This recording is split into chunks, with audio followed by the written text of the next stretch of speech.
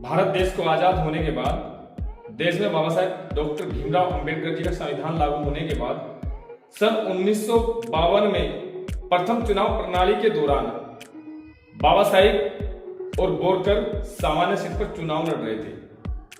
दोनों अछूत थे। तो चुनाव प्रक्रिया के दौरान बाबा साहेब डॉक्टर भीमराव अंबेडकर जी चुनाव हार जाते हैं और बोरकर साहब चुनाव जीत जाते हैं। चुनाव जीतने के बाद बोरकर साहब बाबा साहेब के पास जाते हैं और हंसते हुए कहते हैं कि साहब, आज मैं आपकी कृपा से चुनाव जीता हूं। आज वास्तव में मुझे बहुत खुशी हो रही है। तो बाबा साहेब डॉक्टर भीमराव अंबेडकर जी कहते हैं कि आप सामान्य सीट से चुनाव जीते हैं।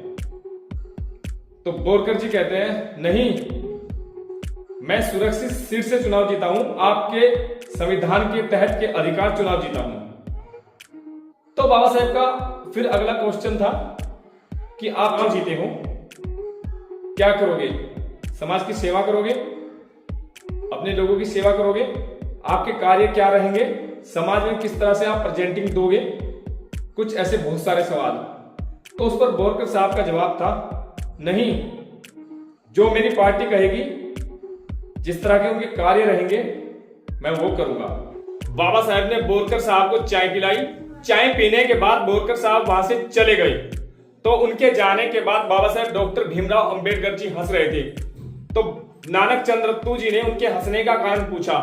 तब बाबा साहेब ने जवाब दिया कि बोरकर साहब अपने समाज का नेतृत्व और प्रतिनिधित्व करने के बजाय पार्टी के हरिजन बनकर रह गए हैं।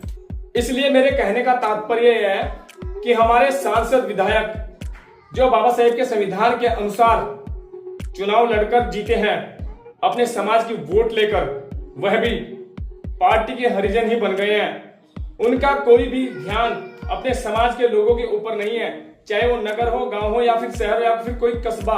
आप नजर उठाकर देख सकते हैं, बाबा साहेब की जो बातें थी वो गलत नहीं थी। हमारे बाबा साहेब के नियमों को हमारे समाज के विधायक, सांसद या फिर एक प्रधान मेंबर कोई भी फॉलो नहीं कर रहा है। इसलिए आप सभी लोगों से हाथ जोड़कर रिक्वेस्ट है, वीडियो को ज्यादा से ज्यादा शेयर करें।